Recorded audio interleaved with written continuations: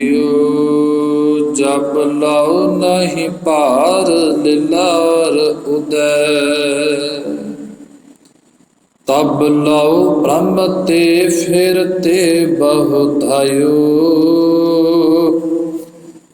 कल घोर समुद्र में बूढ़त थे। कब हो मिट है नहीं रे पछतायो। तत विचार यह मथुरा। जग तारन को अवतार बनायो। जपियो जिन अर्जुन देव गुरु। फिर संकट जो न गर्भ न आयो। जपियो जिन अर्जुन देव गुरु। फिर संकट जो न गर्भ न आयो। राजा न राज पाना न पान। देवा न देव उपमा महान। चवर छतर तख्त दे मालक। जुगो जुग अटल आद श्री गुरु ग्रंथ ਸਾਹਿਬ ਜੀਓ ਮਹਾਰਾਜ। ਸਤਿਗੁਰਾਂ ਦੀ ਮਹਾਨ ਬਖਸ਼ਿਸ਼ ਕਿਰਪਾਲਤਾ ਦੇ ਨਾਲ ਗੁਰੂ ਨੇ ਟੁੱਟ ਕੇ ਸਾਡੀਆਂ ਝੋਲੀਆਂ ਅੰਦਰ ਅੰਮ੍ਰਿਤ ਵੇਲੇ ਦੀਆਂ ਦਾਤਾਂ ਪਾਈਆਂ ਹਨ। ਆਓ ਗੁਰੂ ਕੀ ਪਿਆਰੀ ਸਾਧ ਸੰਗਤ ਜੀਓ, ਜੀਵਨ ਦੀਆਂ ਕੁਝ ਘੜੀਆਂ ਸਫਲੀਆਂ ਕਰਦੇ ਹੋਏ ਆਪੋ ਆਪਣੀ ਸੁਰਤ ਜੋੜੀਏ ਗੁਰਦੇਵ ਦੇ ਚਰਨਾਂ ਦੇ ਅੰਦਰ।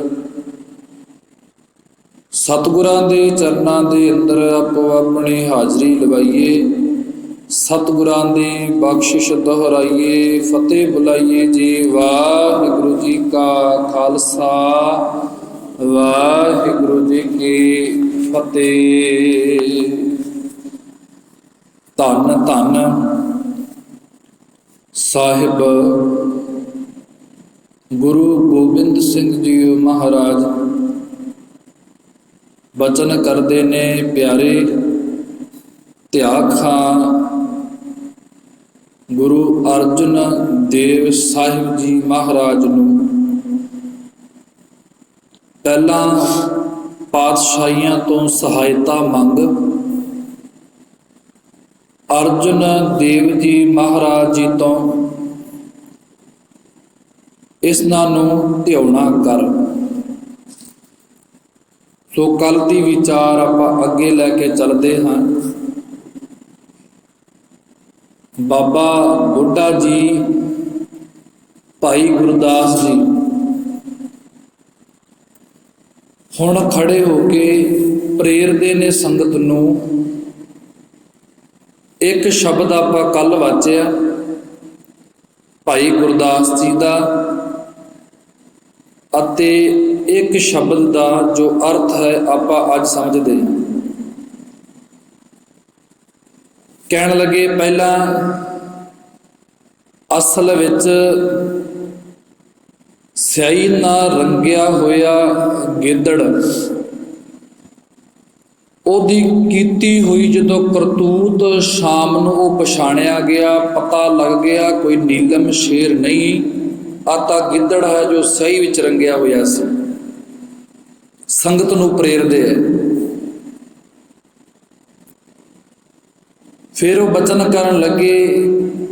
ਪਹਿਲਾਂ ਸਮਝਾਇਆ ਪ੍ਰਿਥੀ ਚੰਦ ਨੂੰ, ਪ੍ਰਿਥੀਏ ਸਮਝ ਜਾ, ਅਰਜੁਨ ਦੇਵ ਦੇ ਸਿਰ ਦੇ ਉੱਤੇ ਛਤਰ ਉਸ ਪਰਮਾਤਮਾ ਨੇ ਆਪ ਝੁਲਾਇਆ ਹੈ, ਹੋਰ ਕਿਸੇ ਨੇ ਨਹੀਂ। ਵਿਰੋਧ ਛੱਡ ਦੇ। ਪਰ ਅਸਲ ਵਿੱਚ ਕੱਲ ਵੀ ਬੇਨਤੀ ਸੀ, ਆਹ ਦਰ ਘਰ ਹਕੂਮਤ ਦੀ ਜਗ੍ਹਾ ਨਹੀਂ, ਆ ਸੇਵਾ ਦੀ ਹੈ। ਜਿਹਦੇ ਤੋਂ ਹੋ ਜਾਂਦੀ ਹੈ ਸਹੀ ਹੈ। ਕਹਿਣ ਲੱਗੇ ਭਾਈ ਗੁਰਦਾਸ ਤੱਕਤਾ ਜਰਾ। ਲੋਕ ਕਹਿੰਦੇ ਵੀ ਹਰ ਚੰਦੌਰੀ ਦੇਖ ਕੇ ਕਰਦੇ ਭਰਵਾਸਾ, कहते हरी चंद दी नगरी आसमान ते है। भाई गुरदास कहन लगे दसो खां हरी चंद दी नगरी जिहड़ी आसमान ते किहड़ा रात रह के आया उत्थे। फिर वो बचन करन लगे देखो हिरन तपदी रेत नूं जदों देखदा है तो हिरन नूं इंज जापदा भी उस जिहड़ी तपदी हुई रेत चमकदी हुई उहनूं वो पानी लगदा है। जदों नेड़े जांदा है वो रेत उहदे ते नहीं बुझाउंदी क्योंकि उहदे अखां दा भुलेखा सी। फिर जिवें सुपने विच कोई इंसान भिखारी तो सुपने विच राजा बन जाए, जदों अमृत वेले फिर उठ के देखे कि वह फौजां आउंदियां हुंदियां वो सुपने विच ही रह गई। बिरख दी दरख्त दी छां एक जगह टिकदी नहीं। फिर वो कहन लगे जिहड़ा बाजीगर वाल तक, बाजीगर वाल देख, बाजीगर हुण राजियां वाले कपड़े पा के भी भीख करदा है, तमाशे करदा है, कदे भिखारी बन जाता है।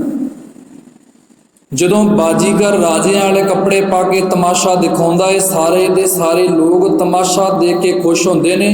बाद विच ओही बाजीगर लैके भांडा वो सारियां तो हथ अड्ड के मंगदा है। जदों उहनूं पुछदे भी तू थोड़े समय पहला राजा सी, तू कर तमाशा लोकां नूं दिखाउंदा सी, हुण तैनूं की हो गया, तू क्यों मंगदा है? असल विच वो कहंदा है मैं तमाशा दिखाया सब कुछ नकली सी, अखां दा भरम सी, आ तुहानूं अखां दा भरम करके दिखाया सी, असल विच है मैं तमाशागीर करन वाला एक बाजीगर। ते भाई गुरदास कहन लगे कहंदे गल सुन मीणिया प्रिथी चंद हर चंदौरी देख के करदे प्रवासा। इस शब्द का अर्थ जो आप कर चुके हैं आई सी जी। हर चंदौरी देख के करदे प्रवासा, थल विच तपन भट्ठियां क्यों लह प्यासा, सोहणे राज कमाईए कर भोग बिलासा, छाया बिरख न रह थिर पुजे क्यों आसा, बाजी गर दी खेड ज्यों सब कूड़ तमाशा, रलै जो संगत मीणिया उठ चलै निराशा। कहन लगे मीणिया अर्थात बेमुखां दी संगत विखे मिल के वो भी निराश होंदे ने अते जिहड़े उन्हां नाल मिलदे ने वो भी निराश, अते जिहड़ा खुद मीणा बन बैठा है कहंदे वो भी निराश है। हुण सखे मात्र अगे वधीए। प्रिथी चंद नूं इन्ना अखां गाड़ी नेरा है, बिल्कुल नहीं सोचता कि मैं हाँ चौथे पातशाह का पुत्र, दूजा छोटे भरा नाल मैं वैर पिया कमाउणा। हुण जिहड़े गुरु घर दे कीर्तनीय ने दरबार साहिब दे अमृतसर विखे सत्ता ते बलवंडा, इन्हां दोनों नूं सिखाया गया भी तुसीं गुरु तो पैसे मंगो।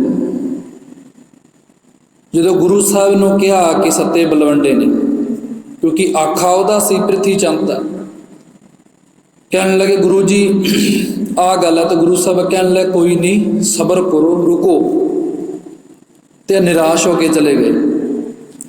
निराश हो के चले गए। उन्होंने एक वचन किया, कहन लगे आ गुरु घर की वडियाई साडे तो बिना नहीं, साडे तो बिना गुरु नानक नूं कौन पुछदा। सत्ता बलवंडा कहन लगे गुरु घर दे कीर्तनी है, क्योंकि सखाए प्रिथी चंद दे सी। कहन लगे साडे तो बिना गुरु नूं पुछदा कौन है, असी हाँ इस घर च कीर्तन करते हैं ताइयों इत्थे संगत आउंदी है। जदों आह गल पंचम पातशाह कोल पहुंची, गुरु अर्जुन देव साहब कहन लगे जो मर्जी कुछ हो जाए, पर जदों गुरु का कोई निंदक बन जाता है असल में उसकी कोई था ही नहीं रहिंदी, फिर वो निथावां बन के जिउण लग पैंदा। इत्थे आवे कोई नीवा होके निथावियां नूं थां है, इत्थे कोई गुरु की निंदा करे वो थावां तो भी निथावां बन जाता है। गुरु साहब ने बचन करे, कहन लगे गुरु नानक दे निंदक नूं मत्थे न लायो सिखो। ते उवें ही होया, सारे पासे भटके ने। जदों सारे पासे भटक के हर एक ने आख्या भी आ गुरु दे निंदक हन, गुरु दे कीर्तनीय होके सारे पासे भटकदे फिरे। उन्हां दा कहना असी गुरु नानक दे घर विच रबाब वजाउने आ, तां करके गुरु नानक साडे तो जाणिया जांदा है। तो देखो जरा जिहड़ी रबाब की तार ही टुट जाए फिर वो पिछे लकड़ का एक खोखा रह जाता, इन्हूं कौन पुछदा है। ਵਡਿਆਈ ਤਾਂ ਅਸਲ ਤਾਰ ਵਿੱਚ ਹੀ ਹੁੰਦੀ, ਉਹ ਤਾਰਾ ਪੰਚਮ ਪਾਤਸ਼ਾਹ ਦਾ ਤੋੜ ਗਏ ਸੀ। ਜਦੋਂ ਹੁਣ ਸਾਰੇ ਪਾਸਿਓਂ ਘੁੰਮ ਘੁਮਾ ਕੇ ਆ ਗਏ, ਕਿਸੇ ਨੇ ਪੁੱਛਿਆ ਨਹੀਂ। ਵਾਪਸ ਜਦੋਂ ਭਾਈ ਲੱਧਾ ਟੱਕਰਿਆ, ਭਾਈ ਲੱਧਾ ਇਹਨਾਂ ਨੂੰ ਲੈ ਕੇ ਆਇਆ ਵਾਪਸ ਅੰਮ੍ਰਿਤਸਰ। ਅੰਮ੍ਰਿਤਸਰ ਜਦੋਂ ਲੈ ਕੇ ਆਇਆ ਭਾਈ ਲੱਧਾ, ਅੱਗੇ ਅੱਗੇ ਆ ਪਿੱਛੇ ਪਿੱਛੇ ਢੋਲ ਵਜਾਉਂਦੇ ਆਉਂਦੇ ਨੇ।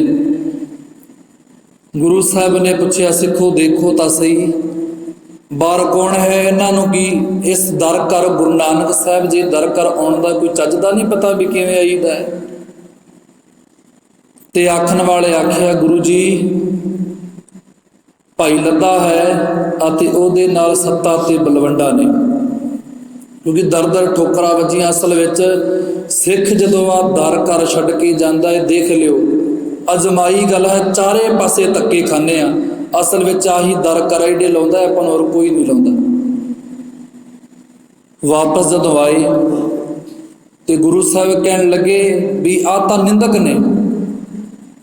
ਭਾਈ ਲੱਧੇ ਨੇ ਬੇਨਤੀ ਕਰਦੀ ਹੱਥ ਜੋੜੇ, ਗੁਰੂ ਜੀ ਅੱਜ ਇਹਨਾਂ ਦੇ ਔਗਣਾਂ ਵੱਲ ਨਾ ਤੱਕੋ। ਭਾਈ ਵੀਰ ਸਿੰਘ ਨੇ ਲਿਖਿਆ ਹੈ, ਸਤਿਗੁਰੂ ਅੱਜ ਇਹਨਾਂ ਦੇ ਔਗਣਾਂ ਵੱਲ ਨਾ ਤੱਕੋ, ਤੁਹਾਡੇ ਦਰ ਦੀਆਂ ਰਹਿਮਤਾਂ ਵੱਲ ਤੱਕੋ, ਤੁਸੀਂ ਬਖਸ਼ ਦਿੰਦੇ ਹੋ, ਅੱਜ ਬਖਸ਼ ਦਿਓ ਇਹਨਾਂ ਨੂੰ।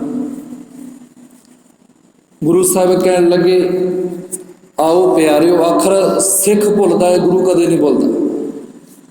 ਫਿਰ ਵੀ ਗੁਰੂ ਜੀ ਨੇ ਬਖਸ਼ ਕੇ ਚਰਨਾਂ ਨਾਲ ਜੋੜ ਲਏ। ਜਦੋਂ ਜਿਹੜੀ ਗੁਰੂ ਗ੍ਰੰਥ ਸਾਹਿਬ ਦੇ ਵਿੱਚ ਇੱਕ ਹੁੰਦੀ ਹੈ ਸੱਤੇ ਬਲਵੰਡੇ ਦੀ ਬਾਣੀ ਰਾਮਕਲੀ ਦੇ ਅੰਦਰ, ਫਿਰ ਇਹਨਾਂ ਨੇ ਉਹ ਬਾਣੀ ਉਚਾਰੀ ਸੱਤੇ ਬਲਵੰਡੇ ਨੇ। ਤੇ ਗੁਰੂ ਨਾਨਕ ਸਾਹਿਬ ਦੀ ਜੋਤ ਨੇ, ਗੁਰੂ ਅਰਜਨ ਦੇਵ ਸਾਹਿਬ ਮਹਾਰਾਜ ਨੇ ਇੰਨੀ ਕਿਰਪਾ ਕੀਤੀ, ਉਹਨਾਂ ਦੀ ਬਾਣੀ ਗੁਰੂ ਗ੍ਰੰਥ ਸਾਹਿਬ ਅੰਦਰ ਰਾਮਕਲੀ ਰਾਗ ਅੰਦਰ ਦਰਜ ਕੀਤੀ ਹੈ ਜੀ। ਹੁਣ ਗੁਰਦੇਵ ਧੰਨ ਗੁਰੂ ਗੋਬਿੰਦ ਸਿੰਘ ਮਹਾਰਾਜ ਕੀ ਕਹਿੰਦੇ ਆ, ਸਿਮਰ ਖਾਂ ਗੁਰੂ ਅਰਜਨ ਦੇਵ ਸਾਹਿਬ ਜੀ ਮਹਾਰਾਜ ਨੂੰ ਸਿਮਰਨਾ ਕਿਉਂ ਹੈ, ਹੁਣ ਉਹ ਦੇਖੀਏ। ਬਾਬਾ ਬਿਧੀ ਚੰਦ ਨਾਲ ਨੇ, ਪੰਚਮ ਪਾਤਸ਼ਾਹ ਗੁਰੂ ਅਰਜਨ ਦੇਵ ਸਾਹਿਬ ਜੀ ਨਾਲ ਨੇ। ਭਾਈ ਗੁਰਦਾਸ ਜੀ ਨੇ ਜਦੋਂ ਪ੍ਰੇਰਿਆ ਸੰਗਤ ਨੂੰ, ਸਾਰੀ ਦੀ ਸਾਰੀ ਸੰਗਤ ਵੀ ਵਾਪਸ ਆਉਣ ਲੱਗ ਪਈ। ਜਿਹੜੇ ਕੀਰਤਨੀ ਹੈ ਗੁਰੂ ਨੂੰ ਭੁੱਲ ਕੇ ਗਏ ਸੀ, ਉਹ ਵੀ ਗੁਰੂ ਦੇ ਦਰਬਾਰ ਵਿੱਚ ਆਉਣ ਲੱਗ ਪਏ। ਵਾਪਸ ਰੌਣਕਾਂ ਉਵੇਂ ਹੀ ਸੱਜਣ ਲੱਗ ਪਈਆਂ। ਜਦੋਂ ਸੱਜੀਆਂ ਨੇ ਰੌਣਕਾਂ, ਗੁਰੂ ਸਾਹਿਬ ਜੀ ਹੁਣ ਬਿਧੀ ਚੰਦ ਨੂੰ ਨਾਲ ਲੈ ਕੇ, ਹੁਣ ਦੇਖਿਓ ਉਧਰੋਂ ਅੰਮ੍ਰਿਤਸਰ ਤੋਂ ਆ ਕੇ ਤਰਨ ਤਾਰਨ ਲਾਗੇ ਇੱਕ ਪਿੰਡ ਹੈ, ਉਹਦਾ ਨਾਮ ਹੈ ਖਾਨਪੁਰ। ਖਾਨਪੁਰ ਪਿੰਡ ਦੇ ਵਿੱਚ ਆਏ ਨੇ ਜਦੋਂ। ਹੁਣ ਇਸ ਪਿੰਡ ਦੇ ਜਿੰਨੇ ਵੀ ਵਸੀਕ ਨੀਕ ਨੇ, ਉਹ ਸਾਰੇ ਹੀ ਸਰਵਰੀਏ ਨੇ, ਸਰਵਰੀਏ ਦੀ ਪੂਜਾ ਕਰਦੇ ਨੇ। ਜਦੋਂ ਉੱਥੇ ਆਏ ਤੇ ਕਿਸੇ ਨੇ ਨਮਸਕਾਰ, ਹਾਂਜੀ ਸਤਿਕਾਰ ਕਿਸੇ ਨੇ ਨਹੀਂ ਕੀਤਾ। ਇੱਕ ਦਰਖਤ ਦੇਖਿਆ, ਪੰਜਵੇਂ ਪਾਤਸ਼ਾਹ ਤੇ ਬਿਧੀ ਚੰਦ ਜੀ ਨਾਲ ਬੈਠ ਗਏ। ਦੋਨੇ ਬੈਠੇ ਆ ਤੇ ਗੁਰੂ ਸਾਹਿਬ ਨੇ ਹੱਥ ਜੋੜ ਕੇ ਕਹਿੰਦੇ, ਬਿਧੀ ਚੰਦ ਗੁਰੂ ਜੀ ਇਸ ਨਗਰ ਦੇ ਵਿੱਚ ਕੋਈ ਸਤਿਕਾਰੀ ਨਹੀਂ, ਸਾਰੇ ਦੇ ਸਾਰੇ ਸਰਵਰੀਏ ਨੇ। ਕਿਉਂਕਿ ਇੱਕ ਗੱਲ ਹੋ ਰਿਹਾ, ਅੱਜ ਕੱਲ੍ਹ ਹਰੇਕ ਹੀ ਬੰਦਾ ਆਪਣੇ ਹਕਾਰ ਦੀ ਬੋਹੜ ਦੇ ਛਾਵੇਂ ਥੱਲੇ ਬੈਠਾ ਹੁੰਦਾ, ਕੋਈ ਕਿਸੇ ਦੀ ਸੁਣ ਕੇ ਹੀ ਨਹੀਂ ਰਾਜੀ। ਜਦੋਂ ਉੱਥੇ ਬੈਠੇ ਨੇ, ਗੁਰੂ ਸਾਹਿਬ ਕਹਿਣ ਲੱਗੇ, ਜਿਹਨੇ ਆਪਾਂ ਨੂੰ ਯਾਦ ਕੀਤਾ ਹੈ, ਜਿਸ ਨੇ ਧਿਆਇਆ ਹੈ, ਆਪਾਂ ਤਾਂ ਉਸ ਕਰਕੇ ਆਏ ਹਾਂ, ਨਾ ਹੀ ਕਿ ਇਹਨਾਂ ਕਰਕੇ। ਇਤਨੀ ਹੀ ਦੇਰ ਨੂੰ ਭਾਈ ਹੇਮਾ ਸਿਰ ਤੇ ਲੱਕੜਾਂ ਦੀ ਪੰਡ ਰੱਖੀ ਹੋਈ ਹੈ ਤੇ ਤੁਰਿਆ ਆਉਂਦਾ ਹੈ। ਦੂਰੋਂ ਤੱਕਿਆ ਹੈ ਗੁਰੂ ਸਾਹਿਬ ਨੂੰ, ਮਨ ਵਿੱਚ ਆਇਆ ਵੀ ਗੁਰੂ ਦੇ ਸਿੱਖ ਨੇ, ਰਾਤ ਦਾ ਵੇਲਾ ਹੋਣ ਵਾਲਾ ਹੈ। ਉਦੋਂ ਸੋਦਰ ਦਾ ਪਾਠ ਗੁਰੂ ਅਰਜਨ ਦੇਵ ਸਾਹਿਬ ਜੀ ਮਹਾਰਾਜ ਅਤੇ ਬਿਧੀ ਚੰਦ ਜੀ ਕਰੀ ਜਾਂਦੇ ਸੀ, ਕਿਉਂਕਿ ਸੋਦਰ ਦੇ ਪਾਠ ਦੀ ਮਰਿਆਦਾ ਕਰਤਾਰਪੁਰ ਤੋਂ ਹੀ ਚੱਲ ਪਈ ਸੀ ਗੁਰੂ ਨਾਨਕ ਦੇਵ ਜੀ ਵੇਲੇ। ਤੇ ਭਾਈ ਹੇਮੇ ਦੇ ਮਨ ਵਿੱਚ ਆਇਆ ਵੀ ਗੁਰੂ ਦੇ ਸਿੱਖ ਨੇ ਬਾਹਰ ਬੈਠੇ ਐ, ਤੇ ਨਾਲ ਦੀ ਨਾਲ ਜਦੋਂ ਉੱਥੇ ਗਿਆ, ਤੱਕਿਆ ਕਿ ਪੰਜਵੇਂ ਪਾਤਸ਼ਾਹ ਦੇ ਦਰਸ਼ਨ ਹੋਏ, ਚਰਨਾਂ ਤੇ ਟੇਕੇ ਨਮਸਕਾਰ ਕੀਤੀ ਹੈ। ਗੁਰੂ ਸਾਹਿਬ ਜੀ ਬਖਸ਼ ਲਿਓ ਤੇ ਆਓ ਤੁਹਾਨੂੰ ਘਰੇ ਲੈ ਕੇ ਚੱਲਾਂ। ਹੈ ਤਾਂ ਮੇਰਾ ਟੁੱਟਾ ਜਾ ਘਰ, ਕੱਚੀ ਛੰਨ ਹੈ, ਗੁਰਦੇਵ ਜੀ ਚਰਨਾਂ 'ਚ ਇੰਨੀ ਕੁ ਸੇਵਾ ਮੇਰੀ ਪ੍ਰਵਾਨ ਨਾ ਕਰ ਲਿਓ। ਤੇ ਰਾਤੀ ਨੂੰ ਆਪਣੇ ਘਰੇ ਲੈ ਗਿਆ। ਜਿਹਦੇ ਘਰੇ ਲੈ ਗਿਆ, ਜਿਹੋ ਜਿਹਾ ਸਰਿਆ ਉਸ ਤੋਂ ਭਾਈ ਹੇਮੇ ਤੋਂ ਪ੍ਰਸ਼ਾਦਾ ਪਾਣੀ ਛਕਾਇਆ ਗੁਰੂ ਪੰਜਵੇਂ ਪਾਤਸ਼ਾਹ ਨੂੰ। ਅਤੇ ਵਿਧੀ ਚੰਦ ਨੂੰ, ਦੋਨਾਂ ਨੂੰ ਛਕਾ ਕੇ ਜਿਹੋ ਜਿਹੇ ਆਸਨ ਲੱਗੇ ਉਸ ਭਾਈ ਹੇਮੇ ਨੇ ਆਸਨ ਵੀ ਲਾਇਆ। ਤੇ ਹੁਣ ਵਿਧੀ ਚੰਦ ਹੈ ਉਹ ਪੁੱਛਦਾ ਹੈ ਗੁਰੂ ਸਾਹਿਬ ਤੋਂ, ਕਹਿਣ ਲੱਗੇ ਗੁਰੂ ਸਾਹਿਬ ਇਸ ਦੇ ਘਰੇ ਕਿਵੇਂ ਆਉਣਾ? ਉਹ ਕਹਿਣ ਲੱਗਿਆ ਨਿੱਤ ਤੇ ਆਉਂਦਾ ਹੈ ਔਰ ਰੋਜ਼ ਹੀ ਯਾਦ ਕਰਦਾ, ਇਸ ਕਰਕੇ ਆਪਾਂ ਨੂੰ ਆਉਣਾ ਪਿਆ। ਤੇ ਹੁਣ ਜਦੋਂ ਪੈਣ ਦੇ ਵੇਲੇ ਭਾਈ ਹੇਮਾ ਗੁਰੂ ਦਾ ਚਰਨਾਂ ਵਿੱਚ ਆ ਕੇ ਬਹਿ ਗਿਆ, ਪੰਜਵੇਂ ਪਾਤਸ਼ਾਹ ਦਾ ਹੱਥ ਜੋੜ ਕੇ ਕਹਿੰਦਾ ਗੁਰੂ ਜੀ ਮੈਂ ਸਾਰਿਆਂ ਤੋਂ ਹੀ ਗਰੀਬ ਹਾਂ, ਆਹ ਦੇਖਿਓ ਇਸ ਪਿੰਡ 'ਚ ਜਿਹੜੇ ਵਸਦੇ ਨੇ ਨਾ ਆ ਮੇਰੀ ਸਾਗ ਸੰਬੰਧੀ ਹੈ, ਰਿਸ਼ਤੇਦਾਰ ਆ ਸਾਰੇ ਦੇ ਸਾਰੇ ਮੇਰੇ। ਅਸਲ ਵਿੱਚ ਗੱਲ ਹੀ ਐਵੇਂ ਹੁੰਦੀ ਹੈ, ਤਕੜੇ ਘਰ ਹੋਰ ਭਰਾਵਾਂ ਦੇ ਬਣ ਜਾਣ, ਇੱਕ ਕਮਜ਼ੋਰ ਰਹਿ ਜੇ ਉਹ ਸਾਰੇ ਹੀ ਰਹਿ ਕਰਦੇ ਆ ਵੀ ਆ ਵਿੱਚੋਂ ਕੋੜ ਹੀ ਨਿਕਲ ਜੇ ਸਾਡੇ, ਵੀ ਇਸ ਘਰ ਕਰ ਕਰਕੇ ਸਾਡੇ ਘਰਾਂ ਦੀ ਵਡਿਆਈ ਕੋਈ ਨਹੀਂ ਪੈਂਦੀ। ਅਲੱਗ ਪੁੱਛਦਾ ਵੀ ਇਹ ਤੇਰਾ ਭਰਾ ਹੈ? ਤੇ ਕਹਿਣ ਲੱਗੇ ਸਾਨੂੰ ਕਹਿਣ ਲੱਗੇ ਸ਼ਰਮ ਆਉਂਦੀ ਵੀ ਸਾਡਾ ਭਰਾ ਕਿਉਂ ਹੈ? ਜਿਹੜਾ ਕਮਜ਼ੋਰ ਹੈ ਜੇ ਉਹਦਾ ਨਾਂ ਲੈਣਾ ਵੀ ਲੋਕ ਆਪਣੀ ਕਮਜ਼ੋਰੀ ਸਮਝਦੇ। ਗੁਰੂ ਸਾਹਿਬ ਜਿਹੜੇ ਪਿੰਡ ਵਿੱਚ ਰਹਿੰਦੇ ਆ ਸਾਰੇ ਦੇ ਸਾਰੇ ਮੇਰੇ ਰਿਸ਼ਤੇਦਾਰ ਨੇ, ਮੇਰੇ ਸਾਗ ਸੰਬੰਧੀ ਹੈ। ਮੈਂ ਗਰੀਬ ਰਹਿ ਗਿਆ, ਮੇਰੀ ਟੁੱਟੀ ਹੋਈ ਝੋਪੜੀ ਹੈ। ਤੇ ਗੁਰੂ ਸਾਹਿਬ ਕਹਿਣ ਲੱਗੇ ਨਾ ਓਏ ਭਾਈ ਹੇਮਿਆ, ਉਦੋਂ ਬਖਸ਼ਿਸ਼ ਕੀਤੀ ਗੁਰੂ ਸਾਹਿਬ ਨੇ। ਕਹਿਣ ਲੱਗੇ ਤੂੰ ਕਹਿੰਦਾ ਟੁੱਟੀ ਝੋਂਪੜੀ, ਤੇਰਾ ਨਾਮ ਤਾਂ ਸਾਰੀ ਦੁਨੀਆ, ਤੂੰ ਸਾਰੀ ਦੁਨੀਆ ਦਾ ਹੀ ਮਾਲਕ ਹੈ। ਗੁਰੂ ਜੀ ਉਹ ਕਿਵੇਂ? ਕਹਿਣ ਲੱਗੇ ਭਾਈ ਹੇਮਾ ਬਸਤੀ ਟੁੱਟੀ ਝੁੰਪੜੀ, ਬਸਤਾ ਟੁੱਟੀ ਝੁੰਪੜੀ, ਚੀਰ ਸਭ ਛਿੰਨਾ, ਜਾਤ ਨਾ ਪਾਤ ਨਾ ਆਦਰੋ ਉਦਿਆਨ ਪਰਮਿੰਨਾ, ਮਿੱਤਰ ਨਾ ਇਠ ਧਨ ਰੂਪਹੀਣ ਕੇ ਸਾਖ ਨਾ ਸਿੰਨਾ। ਤੇ ਹੇਮਿਆ ਤੂੰ ਰਾਜਾ ਸਗਲੀ ਸ੍ਰਿਸ਼ਟ ਕਾ ਹਰ ਨਾਮ ਮਨ ਪਿੰਨਾ, ਤਿਸ ਕੀ ਧੂੜ ਮਨ ਉਧਰੈ ਪ੍ਰਭ ਹੋਏ ਸੋ ਪ੍ਰਸੰਨਾ। ਕਹਿਣ ਲੱਗੇ ਤੇਰੇ ਚਰਨਾਂ ਦੀ ਧੂੜ ਲੈ ਕੇ ਮਨ ਵਿਕਾਰਾਂ ਤੋਂ ਬਚਦਾ ਹੈ ਤੇ ਪਰਮਾਤਮਾ ਤੇਰੀ ਧੂੜ ਤੋਂ ਪ੍ਰਸੰਨ ਹੁੰਦਾ ਹੈ, ਤੂੰ ਸਾਰੀ ਸ੍ਰਿਸ਼ਟੀ ਦਾ ਹੀ ਮਾਲਕ ਹੈ। ਇੱਕ ਉਦਾਹਰਨ ਜਦੋਂ ਤੱਕੋ ਹਰਮੰਦਰ ਸਾਹਿਬ ਦੀ ਸੇਵਾ ਹੁੰਦੀ, ਹਰਮੰਦਰ ਸਾਹਿਬ ਤਿਆਰ ਹੋ ਗਿਆ, ਇੱਕ ਕੋਈ ਪੰਡਤ ਪਹੁੰਚਿਆ ਉੱਥੇ, ਪ੍ਰਸ਼ਾਦਾ ਜਦੋਂ ਤਿਆਰ ਹੋਇਆ ਲੰਗਰ ਦਾ, ਤੇ ਪ੍ਰਸ਼ਾਦਾ ਤਿਆਰ ਜਦੋਂ ਹੋਇਆ ਤੇ ਪੰਜਵੇਂ ਪਾਤਸ਼ਾਹ ਨੂੰ ਕਹਿਣ ਲੱਗਿਆ ਇੱਕ ਪੰਡਤ, ਕਹਿਣ ਲੱਗੇ ਗੁਰੂ ਜੀ ਪ੍ਰੋਤ ਦਾ ਪ੍ਰਸ਼ਾਦ ਤਾਂ ਕੱਢੋ, ਪਹਿਲਾਂ ਜਿਹੜਾ ਪ੍ਰੋਤ ਹੈ ਉਸ ਦਾ ਪ੍ਰਸ਼ਾਦ ਦੀ ਥਾਲੀ ਸਜਾ ਕੇ ਪਹਿਲਾਂ ਤਾਂ ਕੱਢੋ ਵਡੇਰੇ ਦੀ। ਤੇ ਗੁਰੂ ਸਾਹਿਬ ਨੇ ਇੱਕ ਸਿੱਖ ਨੂੰ ਆਵਾਜ਼ ਮਾਰੀ ਹੈ, ਤੇ ਸਿੱਖ ਨੂੰ ਆਵਾਜ਼ ਮਾਰੀ, ਉਹਦਾ ਨਾਮ ਸੀ ਭਾਈ ਬੰਨੋ। ਕਹਿਣ ਲੱਗੇ ਭਾਈ ਬੰਨੋ ਇੱਧਰ ਨੇੜੇ ਆ। ਥਾਲ ਤਿਆਰ ਕਰਕੇ ਭਾਈ ਬੰਨੋ ਨੂੰ ਪਕੜਾ ਦਿੱਤਾ, ਕਹਿੰਦੇ ਮੇਲਾ ਆਹੀ ਪ੍ਰੋਤ ਹੈ। ਉਹ ਕਹਿਣ ਲੱਗਿਆ ਪ੍ਰੋਤ ਕਿਵੇਂ ਹੋ ਗਿਆ? ਆ ਤਾਂ ਟੋਕਰੀ ਚੱਕਦਾ ਹੈ, ਇਸ ਦਰ ਦੀ ਚਾਕਰੀ ਕਰਦਾ ਹੈ। ਉਹ ਕਹਿਣ ਲੱਗਿਆ ਇਸ ਦਰ ਕਰਦਾ ਹਮਰਾ ਪ੍ਰੋਤ ਭਾਈ ਬੰਨੋ, ਸਾਧ ਸੰਗਤ ਸੱਚ ਕਰ ਮੰਨੋ। ਕਹਿਣ ਲੱਗੇ ਮੇਰੇ ਦਰ ਕਰਦਾ ਪ੍ਰੋਤ ਉਹੀ ਹੈ ਜਿਹੜਾ ਇੱਥੇ ਸੇਵਾ ਕਰਦਾ ਹੈ, ਮੈਂ ਉਸ ਨੂੰ ਪ੍ਰੋਤ ਮੰਨਦਾ। ਇੱਕ ਪਾਸੇ ਆ ਵਿਚਾਰ ਕੇ ਧਿਆ ਖਾਂ ਗੁਰੂ ਅਰਜਨ ਦੇਵ ਸਾਹਿਬ ਜੀ ਮਹਾਰਾਜ ਨੂੰ ਜਿਹੜੇ ਭਾਗ ਲਾਉਂਦੇ ਨੇ, ਧਿਆਇਆ ਹੈ ਭਾਈ ਹੇਮੇ ਨੇ। ਵਾਪਸ ਆਈਏ ਜੀ ਵਿਚਾਰ ਵੱਲ। ਧਿਆਇਆ ਸੀ ਭਾਈ ਹੇਮੇ ਨੇ। ਜੋ ਦੂਜੇ ਦਿਨ ਗੁਰੂ ਸਾਹਿਬ ਜਾਣ ਲੱਗੇ, ਗੁਰੂ ਸਾਹਿਬ ਦੀ ਹੋ ਗਈ ਤਿਆਰੀ ਜਾਣ ਦੀ, ਪ੍ਰਿਥੀ ਚੰਦ ਵੀ ਤਿਆਰ ਹੈ, ਹੁਣ ਚਾਲੇ ਪਾਉਣ ਲੱਗੇ। ਜਦੋਂ ਭਾਈ ਹੇਮੇ ਨੇ ਹੱਥ ਜੋੜੇ ਗੁਰੂ ਸਾਹਿਬ ਜੀ, ਤੇ ਗੁਰੂ ਸਾਹਿਬ ਨੇ ਪੁੱਛਿਆ ਭਾਈ ਹੇਮੇ ਸਾਨੂੰ ਯਾਦ ਕਿਉਂ ਕੀਤਾ ਸੀ, ਦੱਸ ਕੋਈ ਕਾਰਨ। ਤੇ ਕਹਿਣ ਲੱਗੇ ਗੁਰੂ ਜੀ ਤੁਸੀਂ ਜਾਣੀ ਜਾਣੋ, ਤੁਸੀਂ ਸਭ ਜਾਣਦੇ ਹੋ, ਘਟਾਂ ਦੇ ਮਾਲਕ ਆਪ ਜੀ ਨੂੰ ਪਤਾ ਹੀ ਹੈ ਵੀ ਮੈਂ ਤੁਹਾਨੂੰ ਕਿਉਂ ਤੇ ਆਇਆ ਸੀ। ਤੇ ਕਹਿਣ ਲੱਗੇ ਗੁਰੂ ਸਾਹਿਬ ਆਪ ਦੱਸੋ। ਗੁਰੂ ਜੀ ਬੋਲੇ ਕਿ ਨਾ ਭਾਈ ਹੇਮੇ ਤੂੰ ਆਪ ਹੀ ਦੱਸ।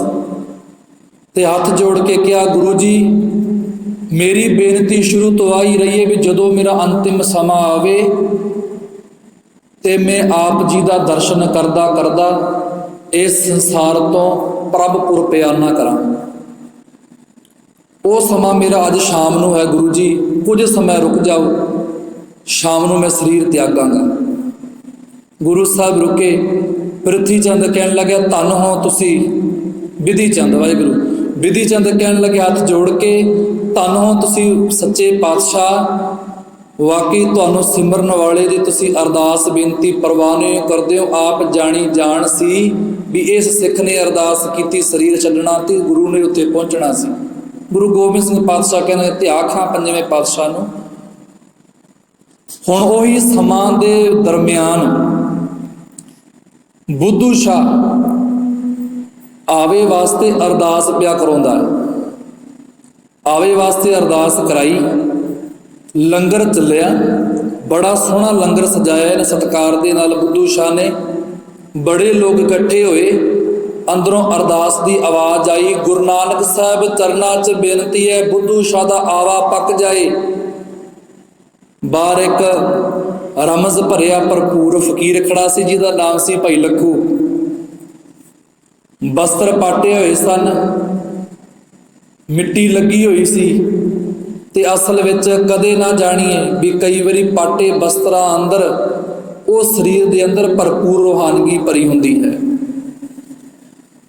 ਅੰਦਰ ਜਾਣ ਲੱਗਾ, ਸੇਵਾਦਾਰ ਨੇ ਰੋਕ ਲਿਆ, ਤੂੰ ਅੰਦਰ ਨਹੀਂ ਜਾ ਸਕਦਾ। ਉਹ ਕਹਿੰਦਾ ਵੀ ਮੈਂ ਵੀ ਪੰਜਵੇਂ ਪਾਤਸ਼ਾਹ ਦਾ ਪੁੱਤ ਹਾਂ, ਮੈਂ ਵੀ ਸਿੱਖ ਹਾਂ ਤੇ ਮੈਨੂੰ ਛਕਣ ਦੋ ਪ੍ਰਸ਼ਾਦਾ, ਭੁੱਖ ਬੜੀ ਲੱਗੀ ਹੈ। ਉਹ ਕਹਿਣ ਲੱਗੇ ਨਹੀਂ ਤੂੰ ਅੰਦਰ ਨਹੀਂ ਜਾ ਸਕਦਾ, ਪਰੇ ਚੱਲ ਦੂਰ ਜਾ। ਅਸਲ ਵਿੱਚ ਕੱਪੜਿਆਂ ਕੋਲ ਦੇਖ ਕੇ ਸਿੱਖੀ ਨਹੀਂ ਪਰਖਦੀ। ਸਿੱਖੀ ਦਾ ਪਤਾ ਹੀ ਉਦੋਂ ਲੱਗਦਾ ਜਦੋਂ ਅਗਲੇ ਦੇ ਚਾਰ ਇੱਕ ਬੋਲ ਸੁਣਦੇ ਆ ਜਾਂ ਅਗਲੇ ਦੀ ਜਿਹੜੀ ਕਿਰਿਆ ਹੁੰਦੀ ਹੈ, ਜਿਹੜੇ ਉਹ ਕਰਮ ਕਰਦਾ ਹੈ। ਉਹਨੂੰ ਰੋਕ ਦਿੱਤਾ। ਅੰਦਰੋਂ ਆਵਾਜ਼ ਆਈ, ਗੁਰੂ ਨਾਨਕ ਸਾਹਿਬ ਕਿਰਪਾ ਕਰੋ ਬੁੱਧੂ ਸ਼ਾਹ ਦਾ ਆਵਾ ਪੱਕ ਜਾਏ। ਤੇ ਬਾਹਰੋਂ ਇਹਨੂੰ ਕਹਿਤਾ, ਇੱਕ ਵਚਨ ਕੀਤਾ ਭਾਈ ਲੱਖੂ ਨੇ, ਕਹਿਣ ਲੱਗਿਆ ਗੁਰੂ ਨਾਨਕ ਸਾਹਿਬ ਤੇਰੇ ਸਿੱਖ ਨੂੰ ਧੱਕੇ ਮਾਰਨ ਵਾਲੇ ਦੇ ਕਦੇ ਆਵਾ ਪੱਕ ਹੀ ਨਹੀਂ ਸਕਦਾ। ਜਦੋਂ ਆਵਾ ਕਹਿੰਦੇ ਖੋਲ ਕੇ ਪੱਟ ਕੇ ਦੇਖਿਆ ਗਿਆ, ਬਾਹਰਲੇ ਕੁਝ ਕੁ ਪੱਕੇ, ਅੰਦਰੋਂ ਸਾਰਾ ਹੀ ਆਵਾ ਕੱਚਾ ਰਹਿ ਗਿਆ। ਹੁਣ ਪੰਜਵੇਂ ਪਾਤਸ਼ਾਹ ਕੋਲ ਗਿਆ ਬੁੱਧੂ ਸ਼ਾਹ ਤੇ ਹੋਰ ਇਹਦੇ ਨਾਲ ਮਿੱਤਰ ਭਾਈਚਾਰੇ ਨੇ। ਉੱਥੋਂ ਜਦੋਂ ਗਿਆ ਬੇਨਤੀ ਕੀਤੀ ਗੁਰੂ ਸਾਹਿਬ ਦੇ ਚਰਨਾਂ ਦੇ ਵਿੱਚ, ਕਹਿਣ ਲੱਗੇ ਗੁਰੂ ਜੀ ਅਰਦਾਸ ਕੀਤੀ ਸੀ, ਤੁਸੀਂ ਕਿਹਾ ਸੀ ਵੀ ਅਰਦਾਸ ਕਰਿਓ, ਅਰਦਾਸ ਸਫਲੀ ਹੋਏਗੀ ਤੇ ਆਵਾ ਪੱਕੇਗਾ। ਅਤੇ ਗੁਰੂ ਜੀ ਅਰਦਾਸ ਵੀ ਕਰਾਈ, ਲੰਗਰ ਵੀ ਲਾਇਆ, ਛਕਾਇਆ ਵੀ। ਜਦੋਂ ਕਿਤੇ ਆਵਾ ਪੱਟ ਕੇ ਦੇਖਿਆ ਗਿਆ ਤਾਂ ਕੱਚੇ ਦਾ ਕੱਚਾ ਹੀ ਰਹਿ ਗਿਆ। ਤੇ ਉਹਨਾਂ ਸਮੇਂ ਨੂੰ ਹੀ ਭਾਈ ਲੱਖੂ ਉੱਥੇ ਪਹੁੰਚ ਗਿਆ। ਤੇ ਜਦੋਂ ਪਤਾ ਲੱਗਿਆ ਕਿ ਗੁਰੂ ਜੀ ਤੇਰੇ ਸਿੱਖ ਨੂੰ ਧੱਕਾ ਮਾਰਿਆ ਸੀ, ਸਹਿਜ ਸੁਭਾਏ ਮੂੰਹ ਤੋਂ ਬਚਨ ਨਿਕਲ ਗਿਆ। ਤੇ ਉੱਥੇ ਬਚਨ ਹੈ ਕਿ ਗੁਰਬਾਣੀ ਅੰਦਰ ਧੰਨ ਗੁਰੂ ਗ੍ਰੰਥ ਸਾਹਿਬ ਦਾ ਬਚਨ, ਕਹਿਣ ਲੱਗੇ ਪਿਆਰਿਓ ਗਿਰ ਬਸੁਦਾ ਜਲ ਪਵਨ ਜਾਏਗੋ, ਇੱਕ ਸਾਧ ਬਚਨ ਅਟਲਾਦਾ। ਗਿਰ ਪਹਾੜ ਵੀ ਚਲਾ ਜਾਏਗਾ, ਬਸੁਦਾ ਧਰਤੀ ਵੀ ਚਲੀ ਜਾਏਗੀ, ਪਵਨ ਹਵਾ ਵੀ ਚਲੀ ਜਾਏਗੀ। ਕਹਿਣ ਲੱਗੇ ਪਹਾੜ, ਧਰਤੀ, ਪਾਣੀ, ਹਵਾ ਹਰੇਕ ਚੀਜ਼ ਨਾਸ ਹੋ ਸਕਦੀ ਹੈ, ਪਰ ਕਿਸੇ ਰੰਗ ਰਤੇ ਪਰਮਾਤਮਾ ਨਾਮ ਲੈਣ ਵਾਲਾ ਕੋਈ ਸਹਿਜ ਸੁਭਾਏ ਕਿਸੇ ਨੂੰ ਬਚਨ ਕਰਦੇ, ਆਹ ਬਚਨ ਖਾਲੀ ਨਹੀਂ ਜਾ ਸਕਦਾ।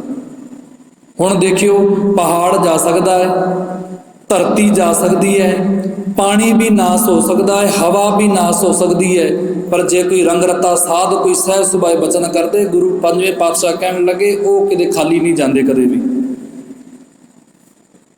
ਤੇ ਮੁੜ ਕੇ ਬੁੱਧੂ ਸ਼ਾਹ ਹੋਇਆ, ਗੁਰੂ ਸਾਹਿਬ ਬੇਨਤੀ ਹੈ ਮੈਥੋਂ ਗਲਤੀ ਹੋ ਗਈ। ਗੁਰੂ ਸਾਹਿਬ ਨੇ ਉਦੋਂ ਬਚਨ ਕੀਤੇ ਸੀ, ਅਸਲ ਵਿੱਚ ਇੱਕੋ ਪੰਗਤ ਇੱਕੋ ਸੰਗਤ ਹੋਣੀ ਚਾਹੀਦੀ ਹੈ। ਗਰੀਬ ਅਮੀਰ ਦੇਖ ਕੇ ਕਦੇ ਦੋ ਪੰਗਤਾਂ ਨਾ ਕਰ ਲਿਓ। ਗੁਰੂ ਸਾਹਿਬ ਕਹਿਣ ਲੱਗੇ ਦੋ ਚਿੱਤੇ ਹੋ ਕੇ ਕਦੇ ਸੇਵਾ ਨਾ ਕਰਿਓ। ਜਿਸ ਦਿਨ ਦੋ ਚਿੱਤੇ ਹੋ ਕੇ ਸੇਵਾ ਕੀਤੀ ਉਸ ਦਿਨ ਸੇਵਾ ਥਾਈ ਨਹੀਂ ਪੈਣੀ। ਆਹ ਬਚਨ ਨੇ ਉਦੋਂ ਦੇ। ਹੱਥ ਜੋੜੇ ਨੇ, ਗੁਰੂ ਸਾਹਿਬ ਨੇ ਕਿਹਾ, ਕਹਿਣ ਲੱਗੇ ਬੁੱਧੂ ਸ਼ਾਹ ਜਿਹੜਾ ਬਚਨ ਹੋ ਗਿਆ, ਬਚਨ ਵਾਪਸ ਨਹੀਂ ਜਾ ਸਕਦਾ। ਤੈਨੂੰ ਪੈਸਿਆਂ ਤੋਂ ਹੀ ਲੈਣਾ ਹੈ ਨਾ, ਵੀ ਤੂੰ ਵੇਚਣਾ ਹੀ ਹੈ, ਪਰ ਤੇਰੇ ਜਿਹੜੇ ਕੱਚੇ ਦਾ ਜਿਹੜਾ ਕੱਚਾ ਆਵਾ ਹੈ ਉਹ ਪੱਕਿਆਂ ਦੇ ਭਾਅ ਵਿਕ ਜਾਏ, ਗੱਲ ਨਿਬੜੀ। ਤੇ ਪੱਕਿਆਂ ਦੇ ਭਾਵੇਂ ਵਿਕਿਆ ਵੀ। ਧੰਨ ਗੁਰੂ ਗੋਬਿੰਦ ਸਿੰਘ ਮਹਾਰਾਜ ਕਹਿਣ ਲੱਗੇ ਧਿਆਖਾ ਪੰਜਵੇਂ ਪਾਤਸ਼ਾਹ ਨੂੰ, ਇਹਨੂੰ ਸਿਮਰ, ਜਿਹਨੂੰ ਸਿਮਰਨ ਦੇ ਨਾਲ ਉੱਥੇ ਪਹੁੰਚ ਜਾਂਦਾ ਹੈ, ਭਾਵੇਂ ਅੰਤਿਮ ਸਮਾਂ ਹੋਵੇ। ਤੈਨੂੰ ਉਦਾਹਰਨਾਂ ਦਿੱਤੀਆਂ ਸਾਖੀਆਂ ਦੇ ਅੰਦਰ, ਛੋਟੀ ਛੋਟੀ ਸਾਖੀਆਂ ਪ੍ਰਮਾਣ ਰੂਪੀ ਆਪਾਂ ਸਮਝਿਆ ਹੈ, ਉੱਥੇ ਪਹੁੰਚ ਜਾਂਦੇ ਨੇ। ਕਹਿਣ ਲੱਗੇ ਆਹ ਗੱਲ ਵੀ ਸਦਾ ਦ੍ਰਿੜ ਕਰਕੇ ਰੱਖੀਆਂ, ਇੱਕੋ ਸੰਗਤ ਵਿੱਚ ਰਾਜੀ ਹੈ। ਤੀਜੀ ਗੱਲ ਵਿੱਚ ਗੁਰੂ ਸਾਹਿਬ ਨੇ ਸਮਝਾਇਆ, ਆਹ ਸੇਵਾਦਾਰ ਜਿਹੜੇ ਸਿਰ ਤੇ ਟੋਕਰੀ ਚੱਕਦੇ ਨੇ, ਇੱਥੇ ਕਰਦੇ ਆ ਚਾਕਰੀ। ਕਹਿਣ ਲੱਗੇ ਇਸ ਨੂੰ ਆਪਣਾ ਪ੍ਰੋਤ ਸਮਝਾਏ, ਗੁਰੂ ਨਾਨਕ ਦੇਵ ਦੇ ਕਰੇ, ਹੋਰ ਕੋਈ ਵੱਖਰਾ ਪ੍ਰੋਤ ਨਹੀਂ। ਆ ਸੇਵਾਦਾਰ ਨੂੰ ਜਿਹੜਾ ਰੱਜ ਕੇ ਸੇਵਾ ਕਰਦਾ ਹੈ ਉਹਨੂੰ ਆਪਣਾ ਪ੍ਰੋ ਸਮਝਦਾ। ਕਹਿਣ ਲੱਗੇ ਪ੍ਰਥਮ ਭਗਉਤੀ ਸਿਮਰਕੈ ਗੁਰੂ ਨਾਨਕ ਲਈ ਧਿਆਏ, ਫਿਰ ਅੰਗਦ ਗੁਰ ਤੇ ਅਮਰਦਾਸ ਰਾਮਦਾਸੈ ਹੋਏ ਸਹਾਏ। ਤੇ ਅੱਜ ਬਚਨ ਸੀ ਅਰਜਨ ਹਰ ਗੋਬਿੰਦਨੋ, ਸਿਮਰੋ ਸ਼੍ਰੀ ਹਰਿ ਰਾਏ ਸਿਮਰਨਾ ਗੁਰੂ ਅਰਜਨ ਦੇਵ ਨੂੰ। ਹੁਣ ਦੇਖਾਂਗੇ ਸਾਖੀਆਂ ਰੂਪੀ ਪ੍ਰਮਾਣ ਲੈ ਕੇ ਤੇ ਹੁਣ ਅੱਗੇ ਹਰ ਗੋਬਿੰਦ ਸਾਹਿਬ ਨੂੰ ਕਿਵੇਂ ਸਿਮਰਨਾ ਹੈ, ਗੁਰੂ ਹਰਿ ਰਾਏ ਸਾਹਿਬ ਨੂੰ ਕਿਵੇਂ ਸਿਮਰਨਾ ਹੈ। ਤੇ ਭੱਟ ਜਨ ਕਹਿਣ ਲੱਗੇ ਜਬ ਲਾਓ ਨਹੀਂ ਭਾਰ ਲਿਲਾਰ ਉਦੈ, ਤਬ ਲੋ ਭ੍ਰਮ ਤੇ ਫਿਰਤੇ ਬਹੁਤਾਇਓ। ਕਰ ਘੋਰ ਸਮੁੰਦਰ ਮੈਂ ਬੂਡਤ ਥੇ, ਕਬ ਹੂੰ ਮਿਟ ਹੈ ਨਹੀਂ ਰੇ ਪਛਤਾਇਓ। ਤਤ ਵਿਚਾਰੀ ਹੈ ਮਥਰਾ, ਜਗ ਤਾਰਨ ਕੋ ਅਵਤਾਰ ਬਨਾਇਓ। ਜਪਿਓ ਜਿਨ ਅਰਜੁਨ ਦੇਵ ਗੁਰੂ, ਫਿਰ ਸੰਕਟ ਜੋਨ ਗਰਭ ਨਾ ਆਇਓ। ਜਪਿਓ ਜਿਨ ਅਰਜੁਨ ਦੇਵ ਗੁਰੂ, ਫਿਰ ਸੰਕਟ ਜੋਨ ਗਰਭ ਨਾ ਆਇਓ। ਅਰਦਾਸ ਕਰਨ ਵਾਲੇ ਚੇਤੇ ਰੱਖੀ ਗੁਰੂ ਅਰਜਨ ਦੇਵ ਸਾਹਿਬ ਜੀ ਦੇ ਬਚਨ ਅਤੇ ਇਹਨਾਂ ਦੀ ਰੂਹਾਨੀਅਤ, ਇਹਨਾਂ ਦੇ ਦਿੱਤੀ ਹੋਈ ਬਖਸ਼ਿਸ਼ਾਂ ਨੂੰ ਮਾਣੀ ਪਿਆਰੇ। ਅਰਦਾਸ ਸਫਲੀ ਹੋਏਗੀ। ਹੋਈਆਂ ਭੁੱਲਾਂ ਦੀ ਖਿਮਾ, ਗਲਤੀਆਂ ਦੀ ਮਾਫੀ, ਇੰਨੀ ਕੁ ਬੇਨਤੀਆਂ ਜੀ ਪ੍ਰਵਾਨ ਕਰੋ। ਵਾਹਿਗੁਰੂ ਜੀ ਕਾ ਖਾਲਸਾ, ਵਾਹਿਗੁਰੂ ਜੀ ਕੀ ਫਤਿਹ।